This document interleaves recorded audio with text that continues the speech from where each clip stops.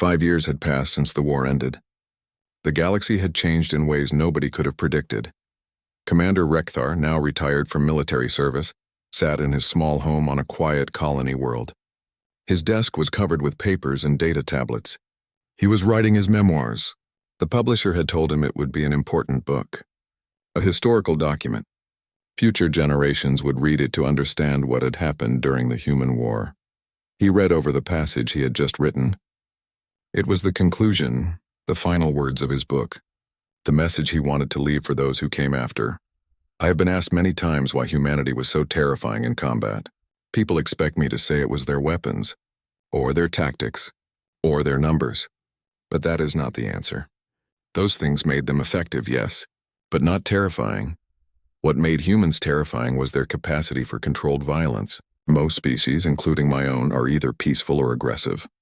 We are one or the other. But humans are both. They can be gentle and compassionate. They can create beautiful art and profound philosophy. They can show incredible kindness to strangers. And then, the moment they perceive a threat, they can switch. Just like that. They become ruthlessly efficient killers. They compartmentalize their horror at what they do. They accomplish the mission. And then afterward, they deal with the psychological cost. But during the battle, they are cold, calculating, merciless. That is what terrified me. Not that they were violent, but that they could turn it on and off at will. That they could be your friend one moment and your executioner the next, depending on whether you were a threat or not. But perhaps most frightening of all is this. Humans have built entire civilizations around the idea that sometimes violence is necessary. They do not glorify it. They do not celebrate it, but they accept it as a tool, and they have spent thousands of years perfecting that tool. My final advice to future generations is simple. Never threaten humanity. Never attack their home. Never give them a reason to see you as an enemy, because if you do, you will discover what it means when the most dangerous species in the galaxy decides you need to be stopped. Rekthar saved the file and leaned back in his chair. It was done. His book was finished. In a few weeks it would be published. And then the galaxy would understand what he had learned the hard way. On Earth, Lieutenant Commander Danny Hayes stood at a podium in front of a memorial wall. The wall was covered with names. Thousands of names. Every human who had died in the war. Soldiers, pilots, engineers, medics. All of them had given their lives to protect their home. Danny was older now, more experienced. He had been promoted twice since the war ended. But he still remembered his first battle. The fear, the chaos, the weight of responsibility. Those memories would never leave him. He looked out at the crowd gathered for the memorial service. Families of the fallen veterans, government officials. Everyone had come to remember and honor those who had not come home. Danny began his speech. 5 years ago, we faced an enemy that wanted to destroy us. They came to our home with overwhelming force. They gave us an ultimatum: submit or die. We chose a third option. We chose to fight. The people whose names are on this wall made that choice possible. They stood between our families and annihilation. They gave everything so that we could be free. They did not do it for glory. They did not do it for recognition. They did it because someone had to. Because protecting what we love sometimes requires sacrifice. He paused, looking at the names on the wall. So many, too many. We won that war. We defeated an empire that had conquered dozens of star systems. We proved that humanity cannot be subjugated. But victory came at a terrible cost. Every name on this wall represents a life cut short. Dreams unfulfilled. Families broken. We won because we were willing to become what was necessary. But every person here carries scars from that choice. Physical scars. Emotional scars. We do not celebrate war. We honor those who fought it because someone had to. And we promise to remember what that cost us so that we never choose war lightly again. Danny stepped back from the podium. The crowd was silent. Some people were crying. Others stood with their heads bowed. Everyone was thinking about what had been lost and what had been saved. Far from Earth, on a passenger shuttle approaching the planet, Suralyn looked out the window with wonder and fear. She was part of a cultural exchange program, the first group of Xinthians to visit Earth since the war ended. She had volunteered for this program despite her fear. She needed to understand these humans. She needed to see if they were the monsters her government had made them out to be, or if they were something else entirely. The shuttle landed at a spaceport. As Soralin stepped out, she braced herself for hostility, for anger, for hatred. The humans had every reason to hate Xinthians. Her government had tried to destroy them. Instead, she was greeted by a human woman with a warm smile. "Welcome to Earth," the woman said. "My name is Karen Mitchell. I will be your guide during your stay." Soralin stared at her in confusion. "You are not angry. My people tried to conquer yours." Karen's smile faded slightly. "Your government tried to conquer us. Not you personally. And yes, many humans are still angry, still hurt. But most of us understand that you are not your government. You did not start that war any more than we did." Over the next week, Soralin toured Earth. She visited cities filled with art and music. She met scientists working on projects to benefit all species. She saw families in parks, children playing, couples walking hand in hand. Normal life. Peaceful life. It was nothing like what she had expected. Where were the warriors? Where was the military culture? Where was the violence? Karen took her to a military base for a scheduled visit. Soralin tensed as they approached. This was where she would see the truth. This was where the monsters lived. But inside the base, she found more normal people. Soldiers who laughed and joked with each other. Engineers working on equipment. Medics practicing their skills. They all looked so ordinary. One young Marine approached her. He had kind eyes and an easy smile. "Ma'am, I heard you were visiting today." I wanted to introduce myself. "My name is Tyler Green." Soralin looked at him nervously. "You fought in the war?" "Yes, ma'am. I was part of the defensive force during the first battle." He did not say it with pride. "Just as a simple fact, and you do not hate me, even though I am Xinthian." Tyler shook his head. "I do not hate you. I do not even hate the soldiers I fought against. They were doing their duty, same as I was. The war happened. We did what we had to do. But now it is over. Now we just want to live in peace." "But you could fight again," Soralin said. "If you had to." Tyler's expression grew serious. "Yes, if someone threatened my family, if someone attacked my home, I would fight again." Most of us never wanted to see combat. We joined to protect people, to serve something bigger than ourselves. The war happened and we did our jobs, but now we just want to live in peace. Soralin realized something in that moment. The most terrifying thing about humans was not their capacity for violence. It was that they could turn it on and off at will. Tyler was a kind person, a good person, but if threatened, he would become a weapon, just like that. And when the threat was gone, he would go back to being kind. That was true terror. Not a monster who knew only violence, but a person who could choose violence when necessary and then choose peace afterward. Back in space, Admiral Kate Bishop stood on the bridge of her new flagship. She had been promoted after the war and given command of Earth's first deep space exploration fleet. Not a war fleet, an exploration fleet, designed to make peaceful contact with new species and establish humanity as a diplomatic presence in the galaxy. Her crew was assembled in the main hangar bay.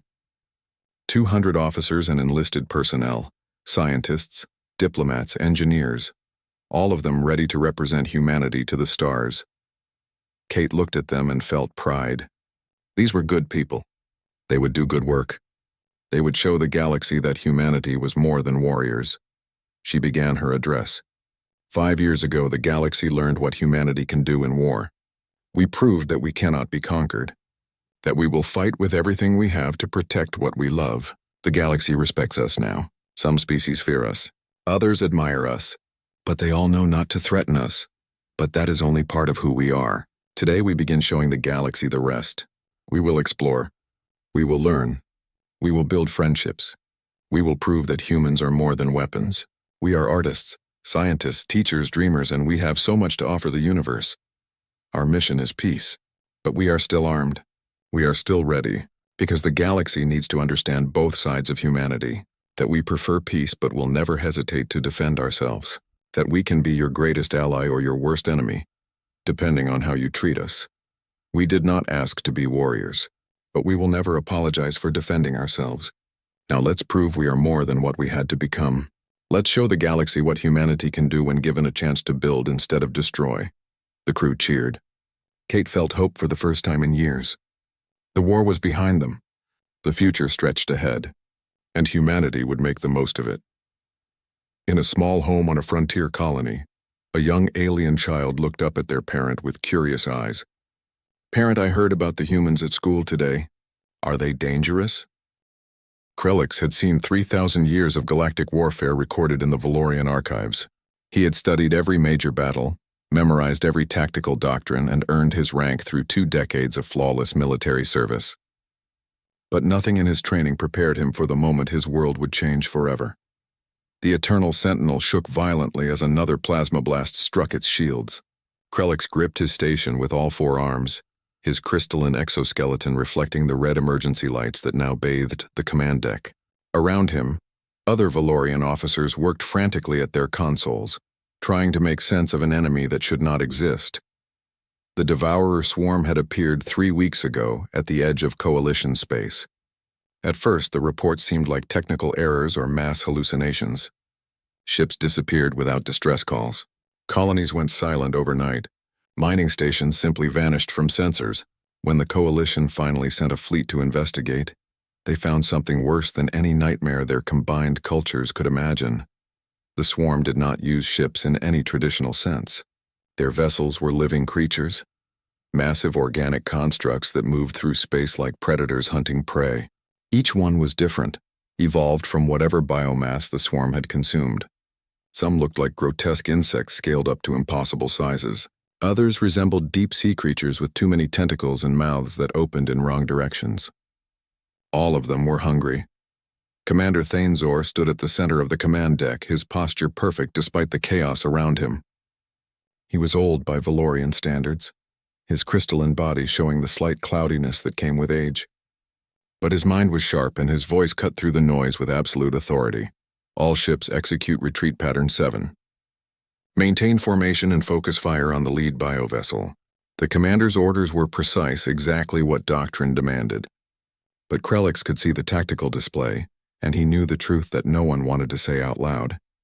They were losing. The Coalition fleet had arrived with 63 warships representing 7 different species. They brought the best weapons their civilizations could create. Shields that could withstand the heat of stars and tactical computers that could process 1,000,000 scenarios per second. Against the swarm, none of it mattered. The bioships absorbed energy weapons like sponges. Kinetic rounds punched through their hulls, but the creatures simply healed around the wounds. Missiles exploded with devastating force, but the swarm vessels just grew new tissue to replace what was destroyed. And all the while they kept coming, wave after wave, more appearing from deeper space with each passing hour.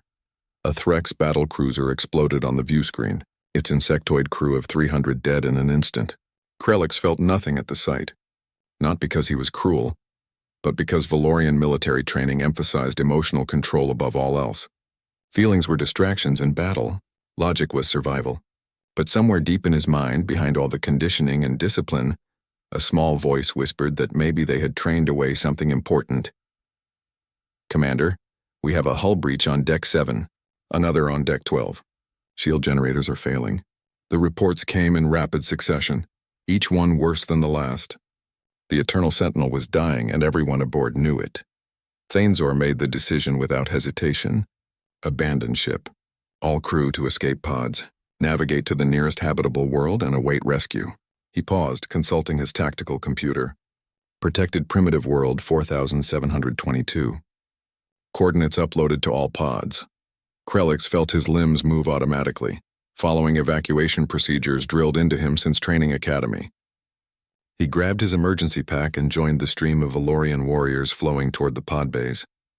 Around him, the ship groaned and screamed as the swarm tore it apart from the outside. The escape pod lurched as it separated from the dying warship. Through the small viewport, Krellix watched the Eternal Sentinel break into 3 pieces, each section trailing atmosphere and debris. He counted 17 other escape pods around his own, small silver seeds scattering away from the carnage. Out of a crew of 400, perhaps 47 would survive. The planet grew larger in the viewport. It was beautiful in the way primitive worlds often were, with blue oceans and white clouds swirling over green and brown continents.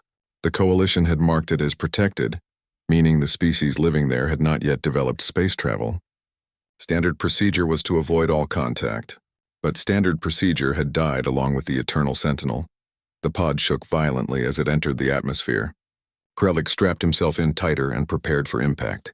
The automated systems were supposed to ensure a soft landing, but his pod had taken damage during the battle. Alarms blared as the descent angle grew too steep. Trees rushed up to meet him. Then rocks.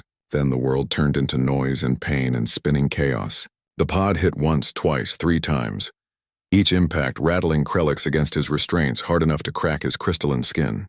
Finally, mercifully, everything stopped. He sat in silence for a long moment, checking his body for damage.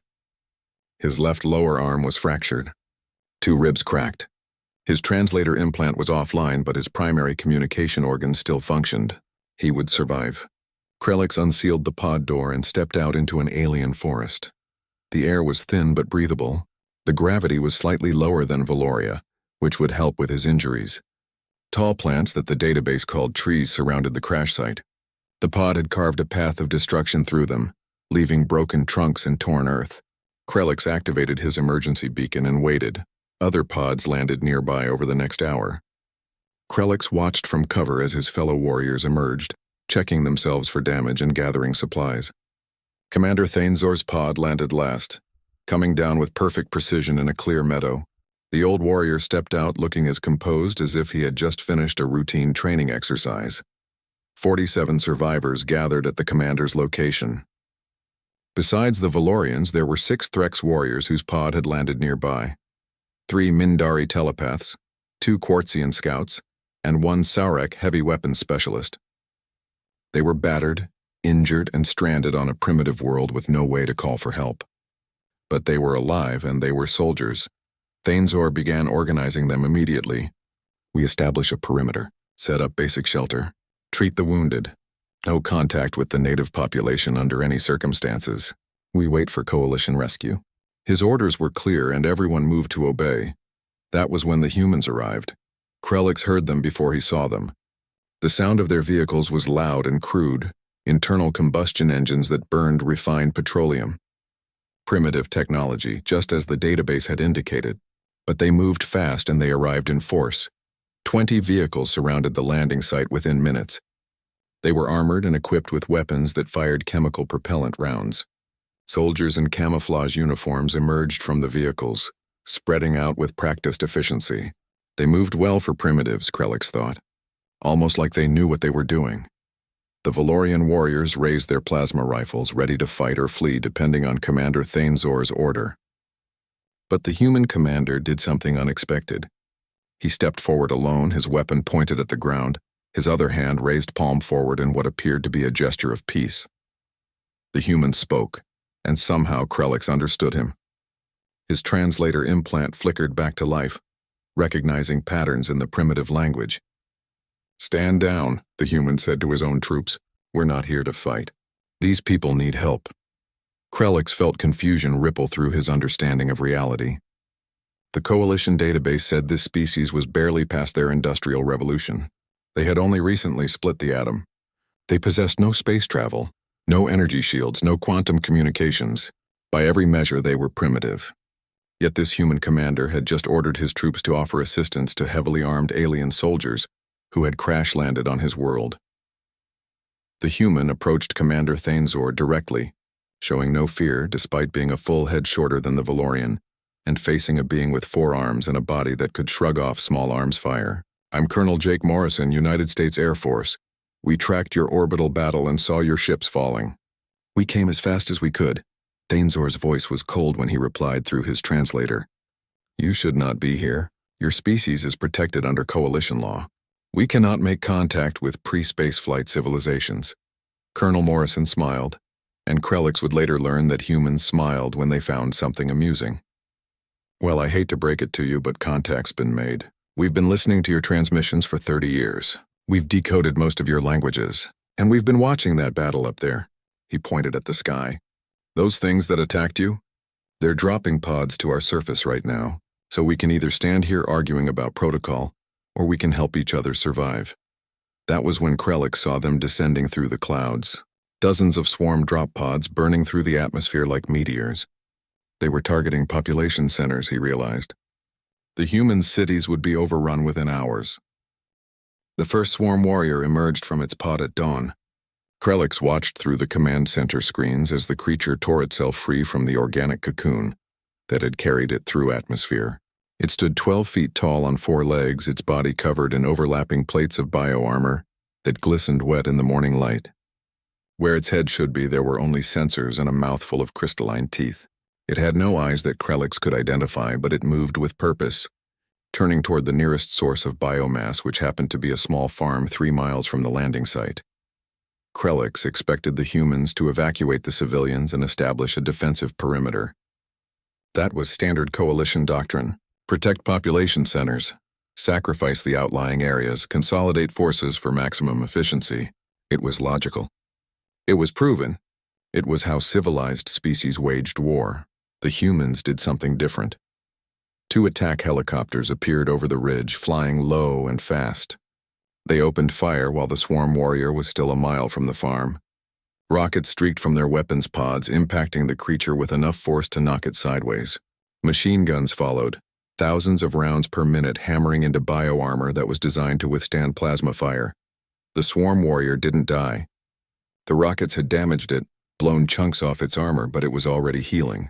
It turned toward this new threat and opened its mouth. The acid spray it launched at the helicopters was the same bioweapon that had melted through Valorian battle armor. Both helicopters dodged. The pilots threw their aircraft into maneuvers that made Krelix's translator struggle to find words. They split apart, circling the swarm warrior from opposite directions, never staying still long enough to become targets. And they kept firing. Rockets, machine guns, even what appeared to be explosive grenades launched from underwing pods. The swarm warrior tried to track both targets at once, tried to predict their movements, tried to use the tactics that had worked against slower coalition aircraft. But the humans didn't follow predictable patterns. They were chaos given wings and weapons, and they were winning. Ground vehicles arrived before the helicopters even finished. Armored trucks carrying soldiers in combat gear. They dismounted while still moving, spreading out in small groups of 4 or 5. Krelix watched them establish overlapping fields of fire, with a speed that suggested they had practiced this exact scenario hundreds of times. The swarm warrior, now damaged and confused by the aerial assault, charged the nearest group of humans. It moved fast despite its size, closing the distance in seconds. Krelix waited for the humans to break and run. Standard protocol when facing a superior opponent in close combat was tactical retreat to better defensive positions. The humans attacked one. Soldier went prone and opened fire with what his computer identified as an M240 machine gun. The sustained burst hit the swarm warrior's legs. Not enough to penetrate the armor, but enough to slow its charge. 2 other soldiers fired shoulder-launched missiles that impacted the creature's chest. The 4th soldier did something that made no tactical sense. She ran forward directly toward the swarm warrior, carrying what appeared to be explosive charges. The creature tried to focus on the running human, but the machine gunner adjusted his fire to hit its sensory organs. Partially blinded, confused by multiple threats from multiple directions, the swarm warrior made its fatal mistake. It stopped moving to defend itself. The human soldier threw her explosives directly into the wounds created by the missiles. Then she dove sideways, rolled, and kept running. The charges detonated 3 seconds later. The blast came from inside the creature where the bioarmor was weakest. The swarm warrior's chest cavity exploded outward. It collapsed, limbs twitching, and did not get up again. Colonel Morrison stood beside Krelix in the command center. First kill goes to Sergeant Danny Cruz and his team. The sergeant is the machine gunner. Private Lisa Martinez threw the charges. That makes her either crazy or brilliant, and I'm not sure which. Krelix processed what he had just witnessed. Your tactics are inefficient. You used 2 aircraft and an entire squad to kill 1 warrior. Coalition doctrine would call that excessive force allocation. Morrison smiled that dangerous smile again. Coalition doctrine just watched us kill a swarm warrior in under 3 minutes with 0 friendly casualties. I'm okay with being inefficient if it means my people go home alive. Over the next 6 hours, Krelix watched the humans refine their tactics with each engagement. They learned fast, frighteningly fast. After the 3rd swarm warrior kill, they had figured out the optimal explosive placement. After the 5th, they had developed a standard approach pattern for their helicopters. After the 10th, they were sharing tactical updates across their entire military network, spreading successful techniques to units across the continent. But the swarm was learning too. New warrior variants began emerging from the pods. Faster scouts that could dodge helicopter fire, armored brutes that shrugged off explosives, ranged attackers that could spit acid over half a mile. The battle was evolving into an arms race, and the humans were running out of time before the breeding sites became active. Commander Thanezor approached Colonel Morrison with a formal proposal. The Coalition survivors had recovered enough to fight. Their plasma weapons would be more effective than human kinetics against swarm bioarmor. They should deploy as independent units under Coalition command structure. Morrison listened politely, then shook his head. I appreciate the offer, Commander, but no. Your weapons are better than ours, sure. But you don't know the terrain, you don't know our communication protocols, and you don't know how we fight. I've got a better idea. We embed your people with our units. They provide firepower. We provide tactics and coordination. Thanezor's crystalline face somehow managed to convey offense. You would have Coalition warriors take orders from primitive soldiers. Morrison's smile disappeared entirely. Commander, I've watched your records. Your tactics work great when you have orbital superiority, supply lines, and time to plan. We don't have any of that. What we have is soldiers who grew up learning to improvise, adapt, and overcome. So yes, I'm asking your warriors to take orders from my primitive soldiers, because right now they're the ones who know how to win this fight. Krellix found himself speaking before he consciously decided to. I will deploy with a human unit. His own words surprised him. He had never contradicted his commander before, never volunteered for anything that deviated from proper protocol. Thanezor turned to stare at him. The old warrior's expression was unreadable, but his voice carried clear warning. You are certain of this decision? I am. Krellix met his commander's gaze. I have observed human tactics. They are effective. I wish to learn from them. What followed was technically mutiny by Valorian standards, but 3 other Valorian warriors stepped forward to volunteer. Then 2 Threx, then a Quartzian, even the Mindari telepaths usually too valuable to risk in ground combat, offered their services. Thanezor stood alone, watching his command dissolve, through the simple act of humans asking for help, instead of demanding obedience. That was how Krellix found himself riding in a human transport vehicle toward a swarm breeding site that had been identified near a small town called Woodland Park. He was assigned to a unit led by Captain Ryan Hayes, a human who looked impossibly young but moved with absolute confidence. The captain's squad consisted of 12 humans and now 1 Valorian. There was Sergeant Danny Cruz, the machine gunner from the first kill, Private Lisa Martinez, who apparently specialized in demolitions and suicidal bravery, Corporal Kevin Brooks, a sniper who carried a rifle that was comically primitive compared to Valorian energy weapons, but who moved with the stillness of a professional killer, and Specialist Amy Chen, who served as both medic and rifleman depending on what the situation required. Captain Hayes briefed them while they drove. Intelligence says we have a breeding pit establishing itself in the basement of an old shopping center. They've got maybe 20 warriors guarding it, and approximately 50 humans in containment sacks. Our job is simple. Get in, kill everything that's not human, blow the breeding pit, and get out with any survivors we can save. Krellix reviewed the tactical data. Captain, the Coalition recommends orbital bombardment for breeding sites. The risk of ground assault is too high. Hayes looked at him with eyes that were somehow both kind and absolutely hard. We don't have orbital support, and even if we did, I don't leave people behind when I can save them. Those 50 humans in there, they're somebody's family. Could be kids. Could be grandparents. Doesn't matter. They're ours and we're getting them out. They hit the target at full speed. The transport vehicles smashed through the shopping center's front entrance, and the soldiers poured out before the vehicles even stopped moving.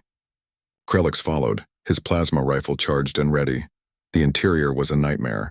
The swarm had converted the entire structure into organic matter. The walls pulsed with biotissue. The floor was covered in something that looked like flesh and felt spongy under Krellix's feet. And the smell, a combination of rot and acid and something alien, made his sensory organs burn. Swarm warriors emerged from the walls themselves. Literally grew out of. The swarm learned. That was the terrifying thing about fighting a hive mind that had consumed 1,000 worlds. It absorbed every defeat, processed every tactic used against it, and evolved countermeasures faster than any individual species could adapt. After 2 weeks of fighting, the nature of the battle changed. New warrior variants appeared that were specifically designed to counter human tactics. Fast scouts that could outrun helicopters and dodge missile fire, armored brutes with layered bioplating that laughed off explosives, ranged attackers with acid projectors accurate to half a mile, and worst of all, ambush specialists that could hide in terrain and strike from unexpected angles. Krelix had been fighting alongside Captain Hayes's unit for 12 days. He had learned the names of every soldier in the squad, learned their individual fighting styles, learned which ones would charge forward and which ones would hold position. He had become part of the team in a way that would have been impossible in the coalition military where species rarely mixed at squad level. But now they were losing ground. Literally, the swarm had established multiple breeding sites faster than the humans could destroy them. New warriors poured from these sites in numbers that made previous waves look like scouting parties. And they were using tactics copied directly from human playbook, setting ambushes, targeting supply lines, exploiting gaps in defensive positions. The situation came to a head when Denver became a target. The swarm had encircled the city with overwhelming force, trapping over 2 million civilians inside. Evacuation was impossible with swarm warriors controlling every highway, and the skies dominated by flying variants that had emerged from recent breeding cycles. Krelix stood in the command center, watching Commander Thanezor review tactical data with cold Valorian logic. The old warrior studied the maps, calculated force ratios, and arrived at the conclusion that coalition doctrine demanded. We have orbital weapons still functional on 2 coalition ships. Thanezor's voice was steady, showing no emotion about what he was proposing. We can sterilize Denver and the swarm forces surrounding it. The loss of 2 million humans is acceptable compared to allowing the swarm to convert that population into warriors. It is the logical tactical choice. Colonel Morrison stood so fast his chair fell backward. His face was red and his hands were clenched into fists. If you fire on that city, Commander, you become our enemy. We will shoot down your ships. We will hunt down every coalition member on this planet, and we will do it while fighting the swarm at the same time. Because we don't abandon our people. We don't calculate acceptable losses. And we sure as hell don't murder 2 million innocents and call it tactics. Thanezor remained calm in the face of Morrison's fury. Your emotional response is clouding your judgment. The mathematics are clear. 2 million casualties now prevent 20 million casualties later when those humans are converted into swarm warriors. Then we find a third option. Morrison's voice was hard as steel. We find a way to save those people and kill the swarm. That's what humans do. We find ways when everyone else says there isn't one. Krelix found himself at a crossroads. The Valorian part of him understood Commander Thanezor's logic perfectly. It was sound military thinking, the kind that had kept the coalition dominant for millennia. But the part of him that had spent 2 weeks fighting beside humans, watching them sacrifice themselves for strangers, seeing them mourn their dead and celebrate their rescued civilians, that part rebelled against cold mathematics. He approached Captain Hayes that evening. The captain was cleaning his weapon, methodically disassembling and reassembling it with the care of someone who knew his life depended on the reliability of his equipment. If Colonel Morrison ordered you to sacrifice Denver to save the rest of Earth, would you obey? Krelix asked the question that had been troubling him. Hayes didn't even pause in his work. No, I'd find another way. And if I couldn't find one, I'd make one. That's what soldiers do when following orders means betraying everything we stand for. But that is illogical. If the choice is between 2 million deaths now or 20 million deaths later, logic demands you choose the smaller number. Hayes finally looked up at him. Logic is a tool, Krelix. It's useful for a lot of things. But it's not the thing that makes us fight. We don't fight because it's logical. We fight because there are things worth dying for. People worth dying for. And when logic says we have to murder innocents to win, that's when we throw logic out and find a better answer. The better answer came from an unexpected source. Dr. Patricia Manning was a civilian scientist, a neurobiologist who specialized in studying brain function. She had been examining captured swarm specimens, trying to understand how the hive mind controlled individual warriors across vast distances. She burst into the command center with wild eyes and 3 days' worth of data, compiled into a single presentation. The hive mind uses bioelectric resonance, she explained, speaking fast enough that Krelix's translator struggled to keep up. Every warrior is connected through a form of electromagnetic field, that operates on specific frequencies. If we can disrupt that field with a large enough pulse, we can sever the connection. The warriors would become mindless organisms that would die within hours. Colonel Morrison leaned forward. How large is large enough? Dr. Manning pulled up calculations. We need to cover Denver and about 20 miles around it. The problem is generating a pulse that size without destroying every electronic system in the region. Our EMP technology isn't designed for this scale. But coalition technology is, Krelix heard himself say. Valorian power generators can produce the energy needed, and the Mindari telepaths can focus the pulse using psionic amplification. If we combine human EMP design with coalition power systems and Mindari abilities, it might work. Commander Thanezor had been silent during this exchange. Now he spoke with careful deliberation. The chance of success is approximately 30%. The resources required could be better used elsewhere. Coalition doctrine recommends against high-risk operations with low-probability outcomes. Morrison smiled that dangerous smile. 30% is better than 0%. Build it. What followed was 72 hours of the most intense collaboration Krelix had ever witnessed. Human engineers worked alongside Valorian technicians, both species learning to communicate through a combination of technical jargon and hand gestures. The Mindari telepaths trained with human EMP specialists, figuring out how to synchronize their abilities with electromagnetic technology. Quartzian fabricators produced components that human factories couldn't manufacture. Even the Threx contributed, their natural understanding of bioelectric systems helping refine the pulse frequencies. The device was built in pieces and assembled on site. It looked like nothing Krelix had seen before, a hybrid of human industrial design and coalition organic technology, with Mindari psionic amplifiers woven throughout. It was ugly, probably unstable, and absolutely their only chance. The mission to deploy it required getting deep into swarm-held Denver and reaching a rooftop that would provide optimal coverage. The insertion team would be 200 soldiers, human and coalition, fighting their way through what intelligence estimated as 50,000 swarm warriors. Krelix volunteered immediately.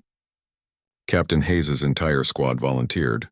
So did soldiers from across the human military and coalition survivors, who had been fighting alongside them.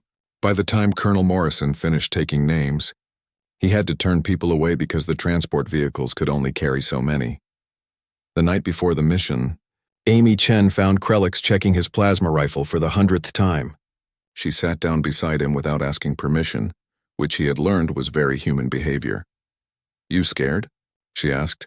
Krelix considered lying, then realized he had been around humans too long for that. Terrified. "In my culture, we are taught that fear is weakness. But I have learned from you humans that fear and courage often exist in the same moment." Amy smiled. "Now you're getting it. We're all scared. Every single one of us. But we go anyway because that's what needs doing. That's what makes it courage instead of stupidity." The mission launched at dawn. A combined force of 200 soldiers, half human and half coalition, loaded into transport aircraft and headed toward Denver. They flew low, using terrain to mask their approach, but the swarm detected them anyway. Anti-air organisms rose from the city like a living cloud, firing acid and bioprojectiles at the aircraft. Human fighter jets provided escort, engaging the flying swarm variants in aerial combat that painted the sky with explosions and falling bodies. Coalition aircraft added their plasma weapons to the fight, but 3 transport planes were hit and went down, carrying 60 soldiers to their deaths before the mission even reached the landing zone. The survivors landed in downtown Denver and immediately came under attack. Swarm warriors poured from every building, every street, every shadow. The combined force formed a mobile perimeter around Dr. Manning and her device, fighting while moving, never staying in one place long enough to be surrounded. Krelix fought with a fury he had never known existed within him. His 4 arms wielded plasma rifle, combat blade, and captured human weapons simultaneously. Beside him, Danny Cruz's machine gun hammered out. The swarm hive ship hung over the Pacific Ocean like a diseased moon. It was massive beyond anything Krelix had seen in his decades of military service, a grotesque organic construct the size of a small city. Its surface pulsed with biotissue, and it continuously spawned warriors that fell to the ocean below like deadly rain. The plan was simple in concept, impossible in execution. A strike team would infiltrate the hive ship, fight their way to the central cortex that controlled the entire swarm fleet, and destroy it. Intelligence suggested the cortex was buried deep inside the ship, protected by what might be thousands of elite warriors. The insertion team consisted of 50 soldiers, 25 humans from various elite units, 25 coalition warriors who had been fighting alongside humans for weeks. Captain Hayes led the operation, with Krellix as second in command. It was a structure that would have been unthinkable a month ago. A human commanding coalition warriors. Now it felt natural. They boarded modified Valorian dropships and launched toward the hive ship through a storm of bioacid fire and living projectiles. 4 other dropships in the assault wave were destroyed before reaching the target, their crews dead before they could even begin the mission. Hayes' ship took heavy damage but crashed through the hive ship's outer membrane and into its interior. The inside of the hive ship was worse than any nightmare Krellix could imagine. The corridors were made of pulsating organic matter that bled when damaged. The air was thick and hot, barely breathable even with filtration masks, and the walls were alive, actually alive, occasionally spawning swarm warriors that emerged fully formed and immediately attacked. They lost soldiers with every corridor. Private Alex Stone was dragged into the walls by grasping organic tendrils, screaming as the tissue absorbed him. A Threx warrior named Clickthar sacrificed himself blocking a corridor with his own body so the others could advance. Sergeant Julia Martinez was fatally wounded by a swarm acid spitter, but used her last moments to detonate explosives that cleared the path forward. Krellix had fought in dozens of battles, but this was different. This wasn't warfare. This was survival horror, fighting through a living nightmare that wanted nothing more than to consume them and add their biomass to its own. The only thing that kept them moving was the knowledge that failure meant Earth would fall. By the time they reached the central cortex chamber, only 12 members of the insertion team remained alive. Captain Hayes, his brother Brandon, Amy Chen, Kevin Brooks, Krellix, and 7 others. Specialist Connor Blake, who had lost his helmet but kept fighting. Lieutenant Sarah Pierce dragging a broken leg. Sergeant Frank Murphy, whose rifle had jammed so he was using a combat knife. Private Jessica Cole, who was out of ammunition but refused to stop moving. And 3 coalition warriors. Zeftal, a Mindari telepath whose psionic abilities had kept them alive through several ambushes. Granite, who stands, a Quartzian whose crystalline body could deflect weapons that would kill flesh and blood. Sratha, a Sorek whose natural armor and strength made him invaluable in close combat. The cortex chamber was cathedral-sized, and the cortex itself was a massive brain-like organ suspended in the center. It pulsed with bioelectric energy, and Krellix could feel it even through his armor, a pressure against his mind that suggested intelligence beyond anything he had encountered. The cortex was protected by hundreds of elite swarm warriors, each one larger and more heavily armored than any they had faced before, and standing directly before the cortex was something worse. A swarm prince, a specialized organism that served as the hive mind's direct avatar. It stood 15 feet tall, its body a perfect fusion of armor and weapons, and it radiated malevolent intelligence. The prince spoke through bioacoustic organs. "You cannot stop the swarm. We have consumed 1,000 worlds. Your resistance is admirable but ultimately futile. Surrender and your deaths will be swift. Your biomass will be honored by incorporation into something greater than yourselves." Captain Hayes, bleeding from a dozen wounds, looked at the prince and laughed. It was not a sound of amusement but of pure defiant fury. "You've consumed 1,000 worlds but you've never faced Earth. You don't understand what you're up against. We're not going to surrender. We're not going to run. We're going to burn your corpse ship out of our sky. And then we're going to make sure nothing like you ever threatens our home again." The 12 survivors charged. What followed was combat so intense that Krellix lost all sense of time. He fought with plasma rifle, combat blade, and bare hands when his weapons failed. Around him, humans and coalition warriors became a single unit, each protecting the others, each fighting not for species or orders but for the beings beside them. Amy Chen fought with a rifle in one hand and medical supplies in the other, shooting swarm warriors while simultaneously treating wounded comrades. Kevin Brooks ran out of ammunition 3 times and switched between weapons scavenged from fallen enemies and allies. Specialist Connor Blake held a choke point alone for 90 seconds, killing 27 swarm warriors before falling. Granite Who Stands literally shattered his own crystalline body to create razor-sharp projectiles that cut through enemy ranks. Zeftal used psionic abilities to shield the team, but the effort was killing her. She began to bleed from her sensory organs, her telepathic pleas for the others to succeed echoing in everyone's minds. Lieutenant Sarah Pierce carried explosive charges toward the cortex, dragging her broken leg, determined to reach the target even as swarm warriors swarmed over her. Brandon Hayes saw her desperate advance and made his choice. He charged into the thickest concentration of enemies, screaming a battle cry, drawing them away from Sarah. The distraction cost him his life but gave Sarah the seconds she needed. She reached the cortex and attached her charges, then collapsed from blood loss and exhaustion. She never saw the explosion she had made possible. Krellix found himself fighting alongside Captain Hayes against the Swarm Prince itself. The creature was faster and stronger than both of them, adapted specifically to counter their combat styles. But they had learned to fight as a perfect unit. Hayes provided mobility and unpredictability, while Krellix used his forearms and reach advantage to create openings. When the prince struck at Hayes, Krellix blocked with his armored body. When it focused on Krellix, Hayes struck at vulnerable joints. They moved together like they had been training together for years instead of weeks, anticipating each other's actions through trust built in combat. Captain Hayes saw his brother fall. The sound he made was beyond language, beyond species, beyond anything but pure anguish and rage. He turned that rage on the Swarm Prince, abandoning defense entirely, accepting wounds that would kill a normal human, attacking with the kind of fury that came from losing family. Krellix tried to protect him, taking blows meant for his friend, but Hayes wouldn't be stopped or saved. He fought with a desperation that transcended survival instinct, driven by grief and fury and love for his fallen brother.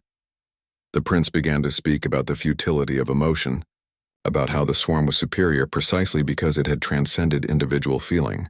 Hayes interrupted by stabbing his combat knife directly into the creature's primary sensory cluster. "You want to know what makes us dangerous?" Hayes snarled, driving the blade deeper. "We love, we hate. We feel every damn thing, and it makes us stronger than you'll ever understand." The prince died screaming, if something that alien could be said to scream. The charges detonated a moment later.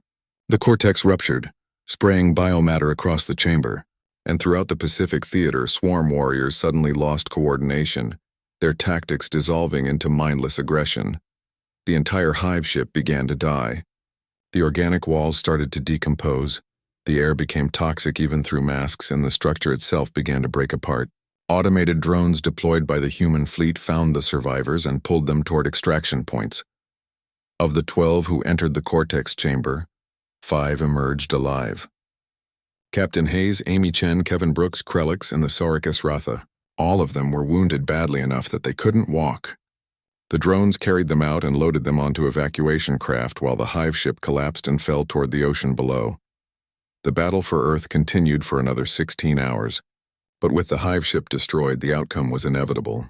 Swarm forces, cut off from central coordination, were systematically eliminated by combined human coalition forces. When the last swarm warrior fell, a cheer erupted across the planet and throughout the fleet that could be heard on every communication channel. Humanity had survived. More than that, humanity had won, and they had transformed the coalition in the process, teaching species that had waged war for millennia that there was another way, a better way, one built on courage and compassion rather than cold calculation. 6 months later, Krellix stood in a memorial garden on the outskirts of Denver. The garden was filled with monuments to the fallen, thousands of names carved in stone, human and coalition names side by side, soldiers and civilians who had given their lives defending Earth.